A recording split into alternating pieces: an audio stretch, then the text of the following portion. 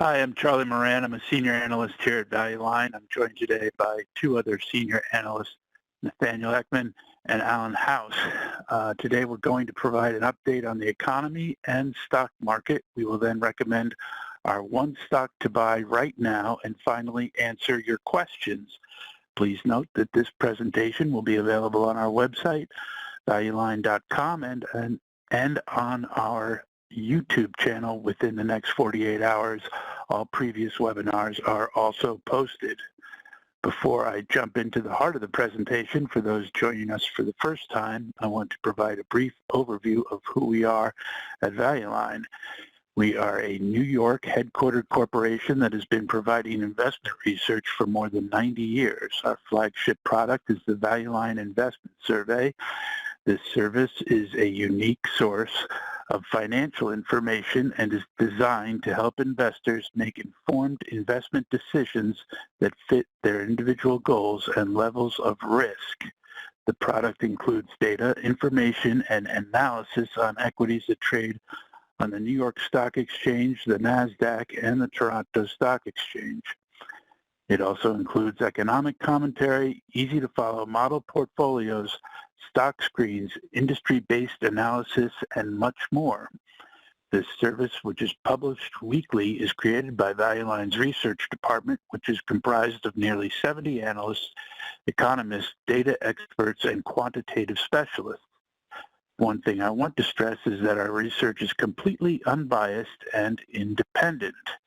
Unlike many Wall Street brokerage firms, Value Line has no investment banking business with any company, including all the equities under our coverage. Value Line does not execute trades for its subscribers and therefore has no vested interest in whether our subscribers buy, sell, or hold a specific equity. What's more, our staff of professional securities analysts are not permitted to own shares of any company that they cover. If you have any questions about the products or services we offer or our different tiers of subscriptions, that information can be found at valueline.com or you can call 1-800-VALUE-LINE. Now let's discuss the economy and the stock market. This content was prepared by Value Line's economic staff. The trade tensions between the United States and China have recently ratcheted up. The latest twist in the ongoing negotiations between the world's two largest economies came from China, which severely tightened export restrictions on critical rare earth minerals that are used to produce consumer electronics products, including EV batteries and for military applications.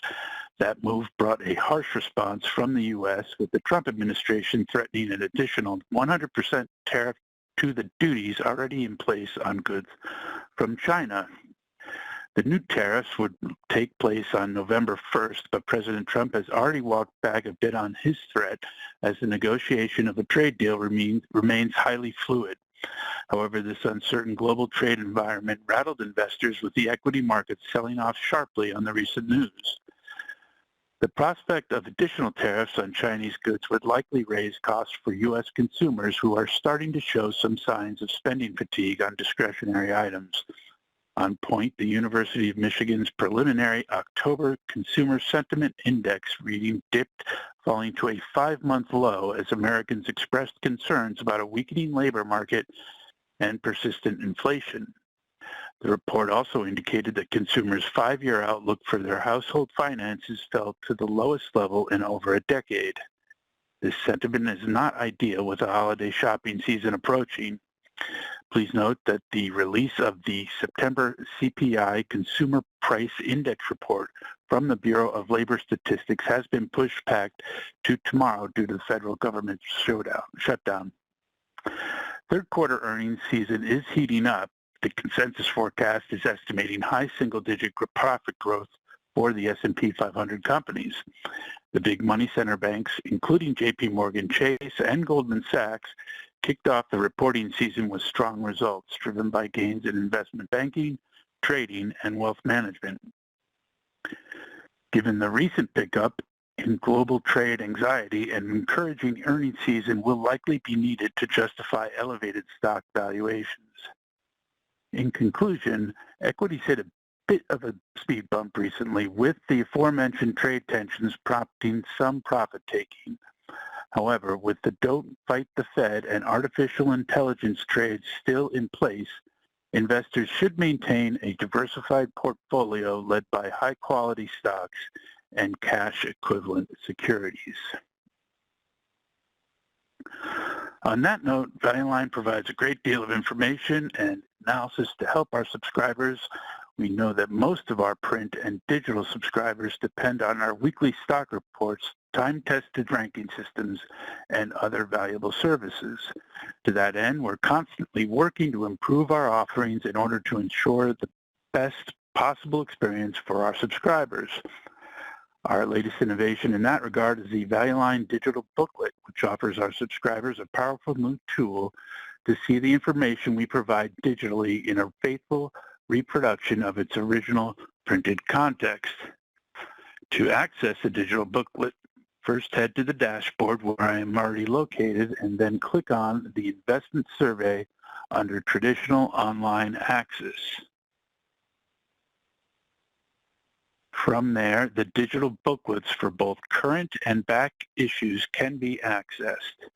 Once the digital booklet is opened, navigation is as easy as flipping the page or alternately jumping to a specific bookmark using the sidebar, which is conveniently organized by industry. On top of our regular reports, Value Line provides additional daily content on markets and individual companies that can help you avoid the pitfalls and profit during this volatile time in the stock market. Every business day, senior members of Value Line's research department review the most actively traded stocks, company press releases, news stories, trade periodicals, and other sources for data and information that may change our view and investment recommendations for specific stocks. When something noteworthy crosses our desk, we immediately publish a supplementary report that outlines the new information and, importantly, what it means for the stock and shareholders. This content is posted throughout the day on our website. Again, that's valueline.com. I will now show you how to access these reports. First, head to the dashboard. Under the quick links, click on Supplementary Reports. As you can see, the research department has been busy publishing our updated thoughts on the stocks that we track. We strongly suggest that subscribers visit this page often. Some individual companies incurred a lot of debt or sold stock to build their cash reserves over the last few years, especially those dealing with sharply reduced demand for their offerings and supply chain problems, among many other issues. Due to the changing structure of company balance sheets, Value Line has been reviewing and updating our proprietary financial strength grades for the stocks in our coverage universe. These changes are posted each week in our Selection and Opinion newsletter. For those of you that don't know, financial strength along with price stability, another proprietary Value Line measure, are the two key metrics that are used to calculate a stock's safety rank, an important tool to measure risk. When considering a new stock to invest in, we strongly suggest that you utilize financial strength and safety in your decision-making process. For more information about our proprietary ranks and ratings, Value Line provides a user guide that can be accessed via the investment education section of our website. Lastly, this is a good time to mention that the case for individual stocks is quite strong over broad index funds. Now let's move on to the one stock to buy right now. For this, let's go first to the screener. Value Line subscribers have access to 15 preset screens and 50 fields. I should also mention that another 100 or so fields are available, but it requires a higher level of subscription. If this interests you, please call 1-800-VALUE-LINE. As noted in our economic commentary, although the tariff situation appears to be improving, there remains a great deal of uncertainty. Accordingly, today we're going to be looking for stable, financially strong companies that are well positioned to outperform the market at large. So getting to the first filter, we're going to look or start by applying our time-tested safety ranks. Safety measures the total risk of a stock and is arranged on an easy-to-understand scale from 1 being the highest to 5, with 1 including the most conservative issues. I want to highlight the fact that while stocks ranked favorably for safety have in the past held up far better than the broader market during corrections and downturns, they also meaningfully participate in up markets. For more information, I encourage you to peruse our ranking system guide, which is available free of charge from within the investment education section of our website. Again, we're going to focus on stocks today with a safety rank of 2 or better, and by applying that first criteria, we've trimmed our potential candidates down from 5,700 to 405 candidates. Next, we're going to filter for timeliness. The timeliness rank is used to predict the relative 6 to 12-month performance of stocks in the Value Line universe.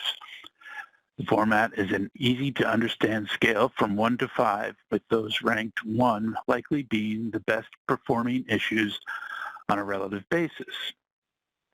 Most often, buyers will want to avoid stocks ranked 4 or 5, while those ranked 1 or 2 are considered above average. Today, we're looking for stocks ranked 2 or better, and applying that filter, we're now down to 74 candidates. The third filter, today we want a stock with strong momentum, so we'll be looking at issues that have generated a total return of at least 10% over the past year. Total return adds together price change and dividends, if dividends are in fact paid. And with that filter applied, our list has now narrowed, I believe, to 36 candidates. The fourth filter we're going to look at is the 3 to 5 year high total return. We also want a stock that will generate solid returns over the longer term, and to screen for those, we'll be looking for stocks with 3 to 5 year total return potential of at least 10%. And applying that filter, we find ourselves down to 16 candidates, I believe. There you go. And fifth, finally, we want to target equities that are likely to perform well over the intermediate term. We are going to focus on stocks with 18-month appreciation potential of 15% or better. By applying this screen, we've chipped away the list of prospects down to our final 8 candidates. Those candidates include Fairfax Financial, Federal Signal, Lowe's, Microsoft, SS&C Technology, the Travelers Companies, Walmart, and W.R. Berkley. You can make a case for any of our remaining candidates, which span a number of different industries, and investors interested in adding new positions should consider them. However, only one can be today's one stock to buy right now, and after consulting with a number of our senior analysts, we prefer and recommend Microsoft. Before I click on Microsoft, please note that screens can be saved and revisited by utilizing the Create Saved Screen button at the top.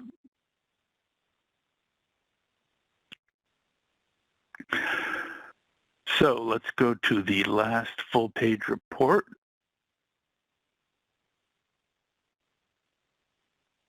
Microsoft, the largest independent maker of software, is likely to register a solid earnings gain this year. 3 segments are likely to drive growth over the next few quarters. Microsoft's aggressive AI strategy is a core component of its growth, with AI services adding significant revenue across its cloud platform. The integration of AI tools, including those from its partnership with OpenAI, is accelerating growth within its cloud platform. Demand is so high that Microsoft is rapidly expanding its data center infrastructure to meet it. The AI-based service named Copilot for Microsoft 365 is also a key growth driver. The AI-powered productivity tool is being rapidly adopted by enterprise customers, contributing to higher average revenue per user within Microsoft's commercial cloud products. Azure, or the Intelligent Cloud, remains one of Microsoft's primary growth engines and a powerful driver of revenues and profits.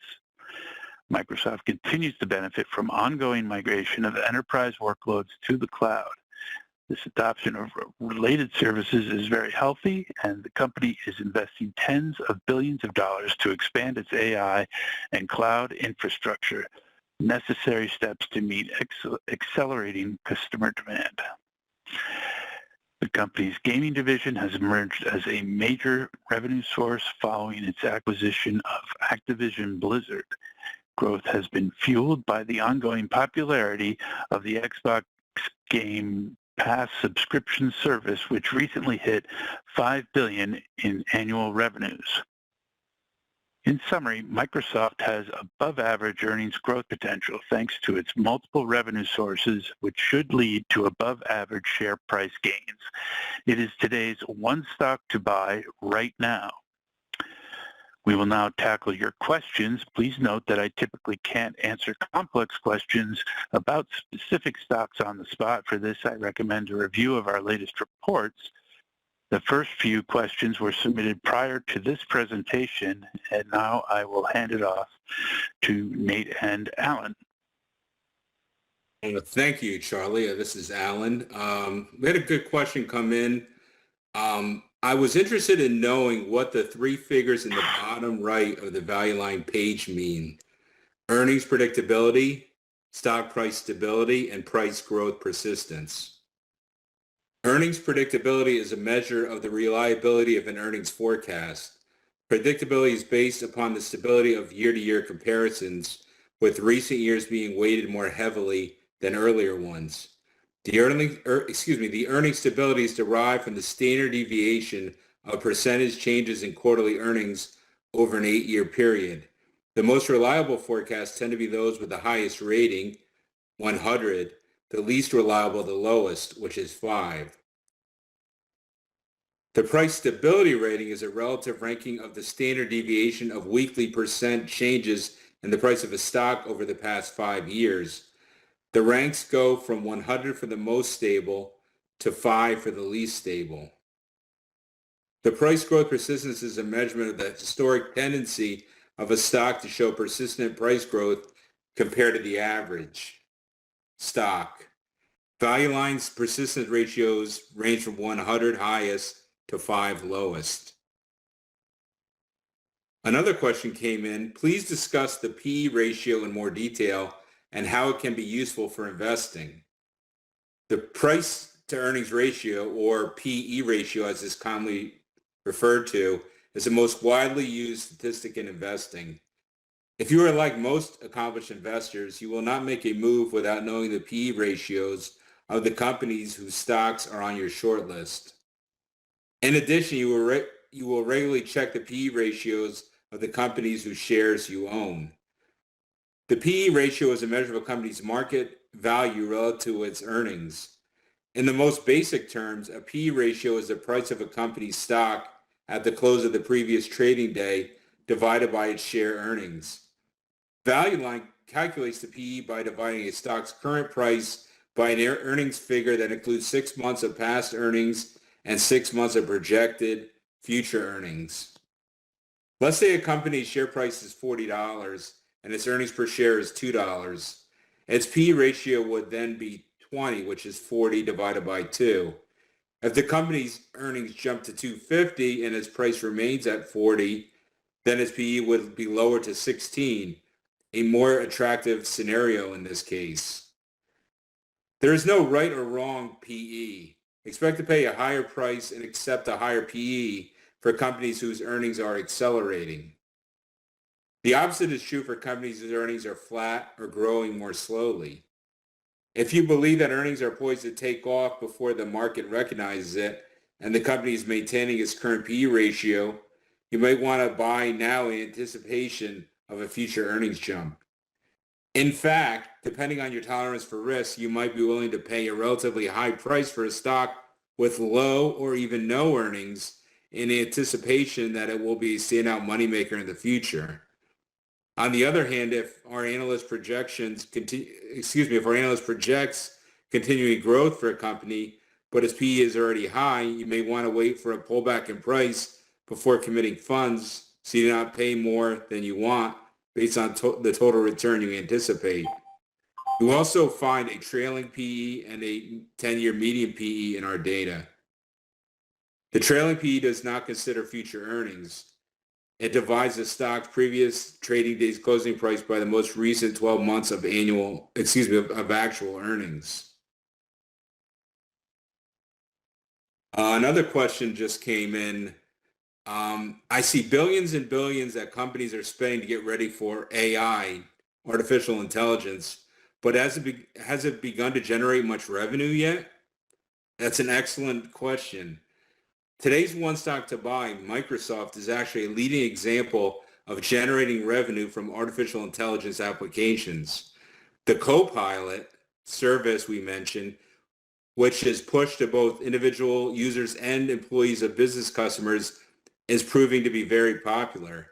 As a result, when Microsoft sells a package of services to a business, those electing to buy the Copilot option pay an average higher amount per employee than those who don't. That's the textbook definition of monetizing the new technology.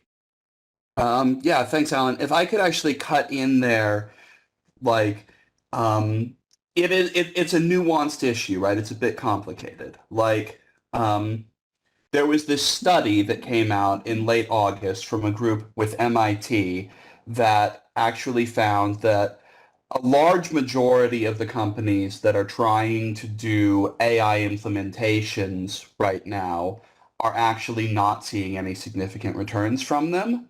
But, and, that came out and a lot of people, freaked out. There were a lot of, think pieces. Some of you may have seen them, in the news about like, oh, is AI doomed? Is this all just hype? And the actual answer is it's complicated because yeah, if you just read the headline of the study, then that's what you'll take from it. But if you actually read the study, what you find is that there's more nuance there. And one of the things that they found was the success rate for companies implementing AI was significantly higher if instead of just trying to, maybe get like an OpenAI API key and, build their own tools on top of that and do everything themselves, they actually went with an established provider and used tools that are being designed by a team that really knows what they're doing and can advise them on how to implement and that sort of thing, because what was found was that in many ways the leading cause of that failure to generate returns was the misapplication of the technology. And when you're talking about, working with an established provider, Microsoft is kind of the biggest fish in the pond. So that is one of the reasons that we're recommending them today. Thank you, Nate. I see another question regarding the target price range.